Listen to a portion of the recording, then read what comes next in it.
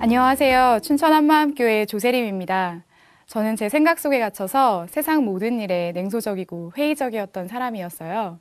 그런 제가 부활의 주를 만나고 제가 사는 진짜 목적이 무엇이고 사람을 진정으로 사랑하는 것이 무엇인지 예수님을 통해 알게 된 은혜를 나누려고 합니다. 저는 학창시절 동안 흔히들 말하는 베스트 프렌드나 절친이라고 불릴 만한 사람이 한 명도 없었어요. 한 명 정도는 있을 법한 좋아했던 선생님도 같은 반 친구들의 이름도 잘 기억이 나질 않아요. 사진같이 단편적인 몇 개의 장면만이 생각날 뿐이고요. 마치 지우개로 지워버린 것처럼 학교는 다닌 건가 싶을 정도로 기억이 없어요.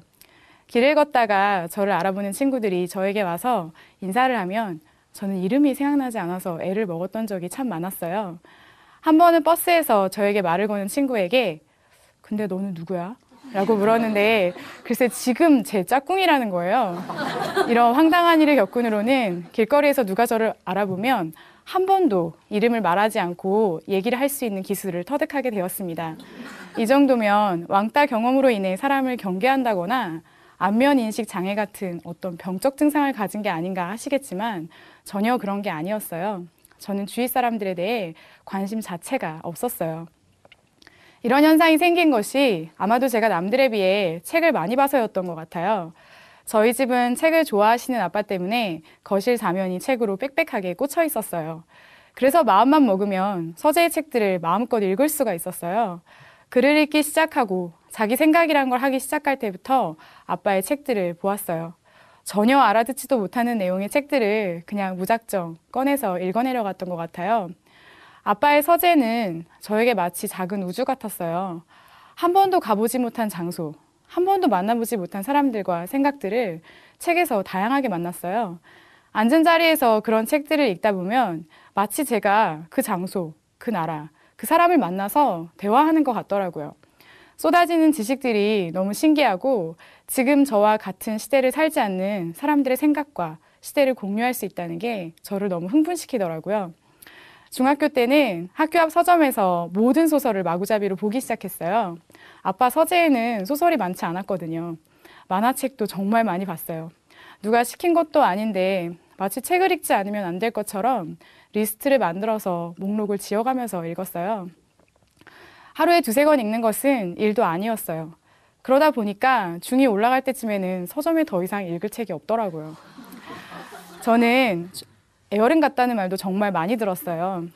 중고등학생 때는 나이 많은 사람들과 대화하는 것이 전혀 어렵지 않았어요.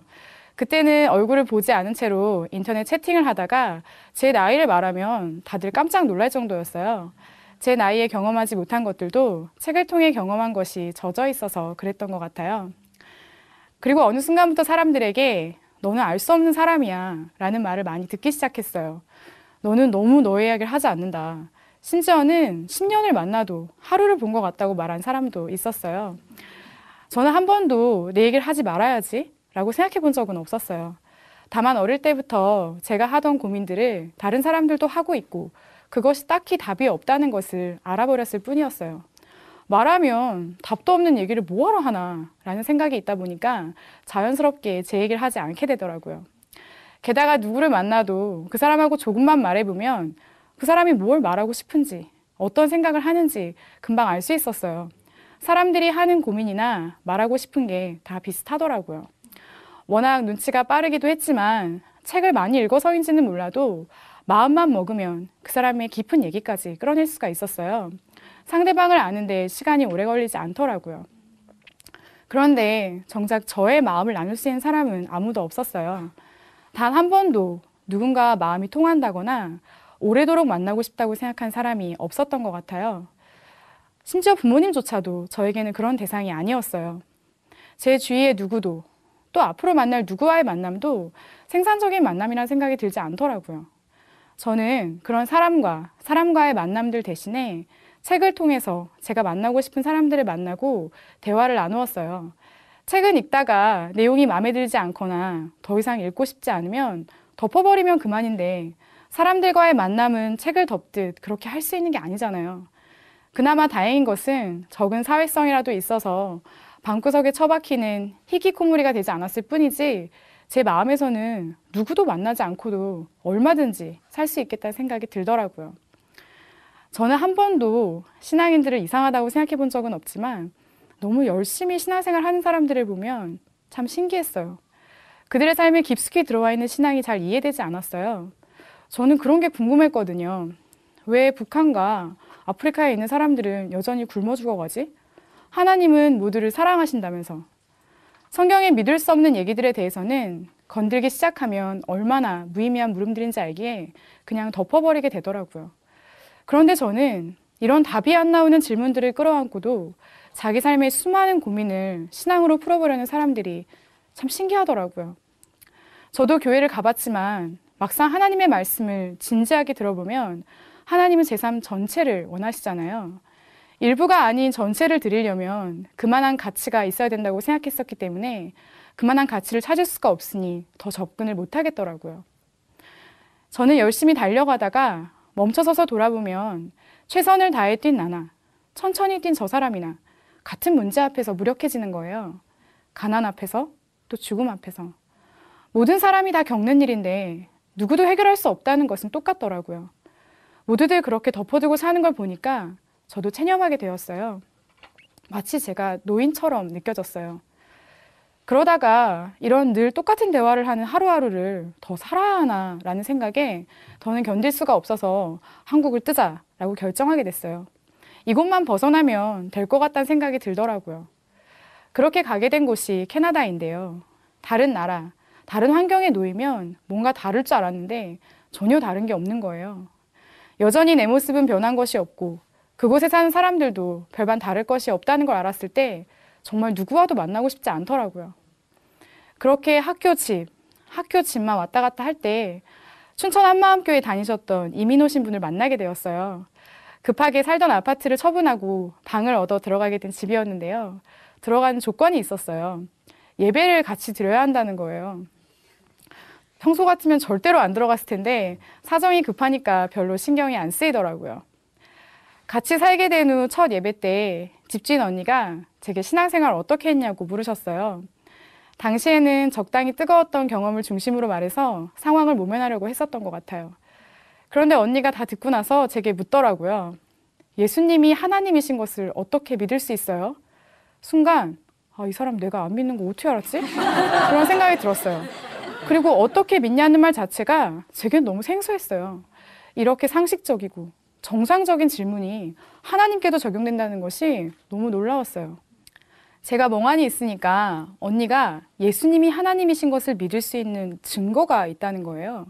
그러면서 우리가 사람을 믿을 때도 그 사람이 보여준 만큼 믿는데 어떻게 보이지 않는 하나님을 아무것도 보지 않고 믿을 수 있냐고 하는데 정말 뭐 한 대 세게 맞은 것 같더라고요. 사실 이런 말들은 제가 이분께 해야 하는 거잖아요. 정말 증거가 있나? 라는 생각이 들었어요. 언니가 제게 다시 물었어요. 예수님이 사람이었다는 것을 알고 있냐고. 알고는 있었지만 별로 저에게 중요하지 않았거든요. 돌덩어리를 가져다 놓고도 소원을 비는 판에 사람인 예수님을 하나님으로 믿는 거.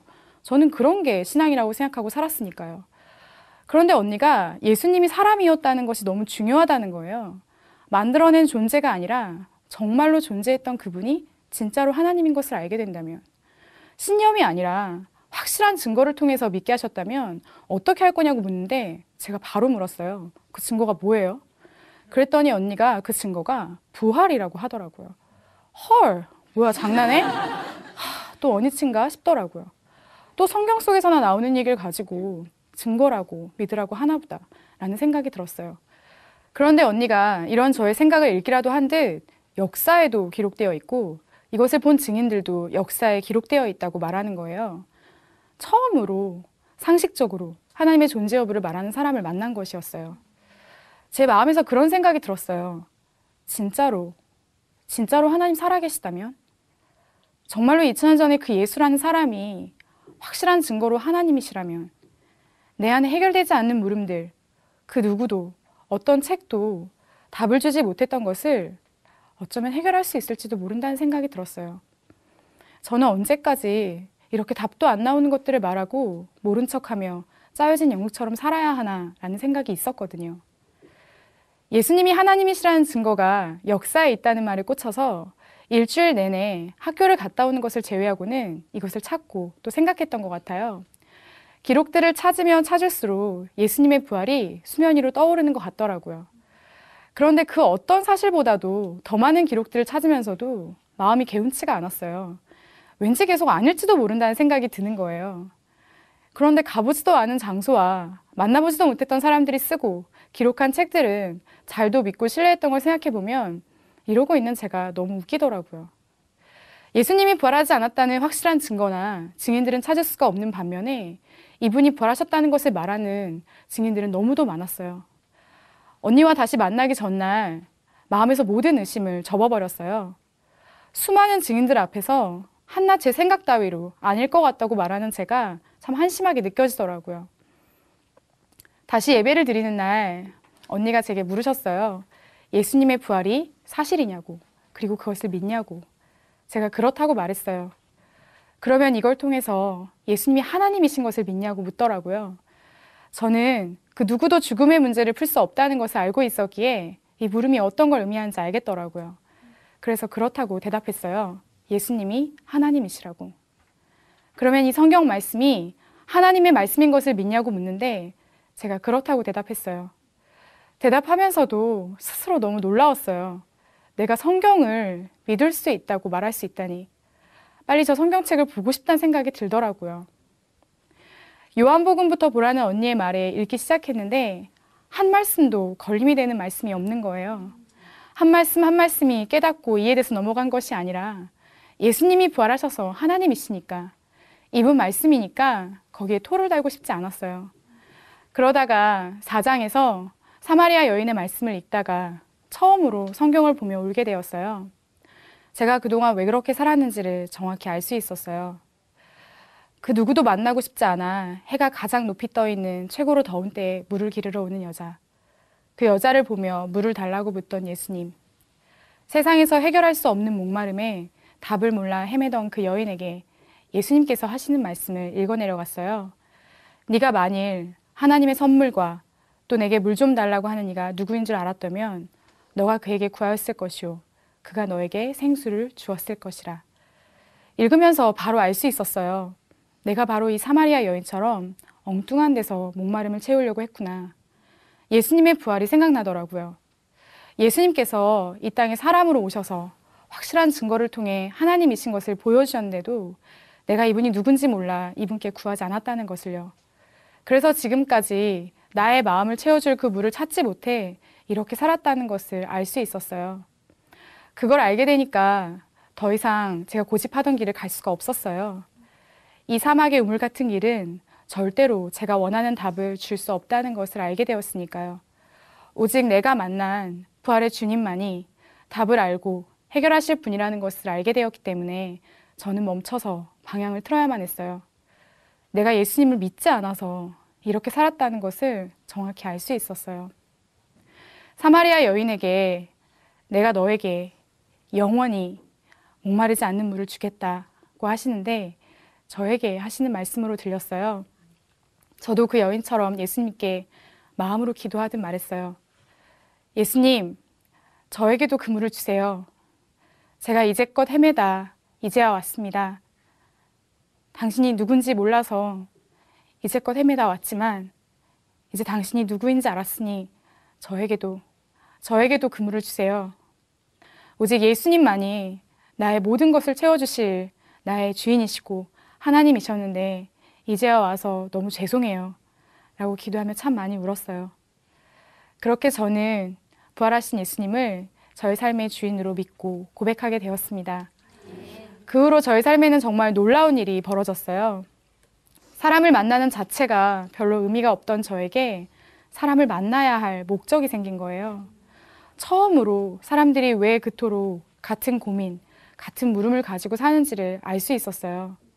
바로 그 수많은 물음에 답을 주실 부활하신 예수님을 만나지 못했기 때문이라는 걸 알게 된 거예요. 그러니 제가 무슨 생각이 들었겠어요. 저에게 사막의 오아시스처럼 찾아와 주신 예수님, 그분을 그들에게 너무도 말해주고 싶었어요. 당신들이 찾는 답이 바로 이분께 있다고 말이에요. 그 무렵 아빠가 하시던 사업이 점점 안 좋아져서 저희 집은 경제적으로 굉장히 어려워졌어요. 그런데 이런 상황이 저를 흔들 수 없더라고요. 너무 신기한 것은 어떤 상황이 와도 예수님이 부활하셔서 하나님이심이 선명하니까 이분께 맡기고 기도하니 요동하지 않게 되더라고요. 저는 사실 예수님 믿기 전에 캐나다에 있으면서 부모님께 딱 한 번 연락을 드렸었어요. 캐나다에 도착했을 때 한 번이요. 그 정도로 제 속에 갇혀서 저밖에 모르는 이기적인 사람이었어요. 그런데 예수님이 주인 되시니까 모든 게 변하더라고요. 한 번의 연락도 버겁던 제가 언제부턴가 매일 저녁 10시쯤에 한국에 계신 아빠께 전화를 드리기 시작했어요. 이렇게 해야지 하고 다짐을 하며 시작한 것이 아니라 삶의 염려로 힘들어하시는 아빠의 마음이 그대로 전해지니까 다른 것보다도 예수님의 말씀을 얘기해드리고 싶은 거예요. 그런 마음으로 시작된 전화는 제가 캐나다에 있는 남은 4년 동안 계속되었어요. 이런 저의 모습이 가족들에게는 꽤 충격이었던 것 같아요. 세림이가 매일 전화를 한다더라 하며 화제가 될 정도였어요. 예수님을 믿더니 딴 사람이 됐다면서 수군거리기도 하셨고 이제야 좀 사람 냄새가 난다는 말씀도 하셨어요. 예수님을 믿고 난 후 제 사촌동생에게 제가 예전에 어땠는지를 물었는데 예를 하나 들더라고요. 누나가 남자친구를 사귄다는 것을 생각하면 마치 신과 피조물이 사귀는 것 같은 생각이 든다고요. 너무 어이없고 황당했는데요. 하나님께서 생각나게 해주시는 것이 있었어요. 바로 저의 교만했던 마음이었어요. 저는 사람들이 어떤 슬픔이나 고민을 얘기하면 그걸 그 사람 중심 그대로 받지를 못했어요. 그 사람을 무시한다기보다는 누구나 다 하는 고민을 자기만 하는 것처럼 말하고 누구도 자기를 이해할 수 없다는 듯이 말하는 게 이해가 안 됐어요. 조금만 주위를 둘러보면 자신과 같은 생각을 한 사람들이 수두룩하다는 걸 알 수 있을 텐데 도대체 왜 저러나 라는 생각이 있었거든요. 그러다 보니 어떤 사람의 마음으로도 깊게 들어갈 수가 없었어요. 그런데 하나님께서는 이런 저를 복음으로 사람의 마음으로 들어가 그 사람의 아픔을 이해하고 같이 울고 웃고 기도할 수 있는 사람으로 변화시켜 주셨어요. 저에겐 정말 있을 수 없는 일이거든요. 저는 지금 교회에서 운영하는 기숙사에서 대학생들과 함께 신앙훈련을 받고 있는데요. 한 번은 같이 살았던 아이가 사람들의 말에 상처를 입고 괴로워할 때가 있었어요. 그런데 하나님께서 같이 문제를 공유하며 엎드려온 저에게 이 아이의 하나님의 마음을 보게 하셨어요. 그런 과정을 전혀 모르는 사람들의 입을 통해 상처 입었을 아이를 생각하니까 너무 눈물이 나는 거예요. 새벽에 기도를 하는데 하나님께 이 아이를 위로해달라는 간절한 기도가 되더라고요. 저는 이제 아프리카의 난민들을 보며 하나님의 사랑을 의심하는 어리석은 짓은 하지 않아요. 하나님의 사랑은 죽어가는 그들을 보며 가늠하는 것이 아니라 부활로 확증된 요한복음 3장 16절의 말씀을 통해 하나님께서 세상을 어떻게 사랑하셨는지 정확히 보는 것이었어요. 제 눈앞에서 무고하게 사람이 죽어가더라도 하나님께서 인류를 목숨 걸고 사랑하셨고 지금도 사랑하신다는 것은 명백한 사실임을 부활로 확증하셨기에 저는 이것이면 충분합니다. 저는 다람쥐 쳇바퀴처럼 돌아가는 삶 속에서 모든 것이 무의미해 점점 소망을 잃어가던 사람이었어요. 그런 제가 영원한 생명수이신 부활하신 예수님을 만나고 제 삶 전체에 생기가 돌기 시작했어요. 제 자신의 세계 외에는 관심도 없던 제가 사람들과 소통하고 싶어지는 거예요. 부활하신 예수님으로 풀린 모든 답을 그들에게 전해주고 싶은 마음이 너무도 간절해지더라고요. 제 안에는 세상의 모든 문제를 해결할 수 있는 열쇠가 있습니다. 세상의 모든 문제를 푸는 마스터키, 부활하신 예수님. 저는 오늘도 이분께 굴복하며 저의 인생을 맡겨드립니다. 감사합니다.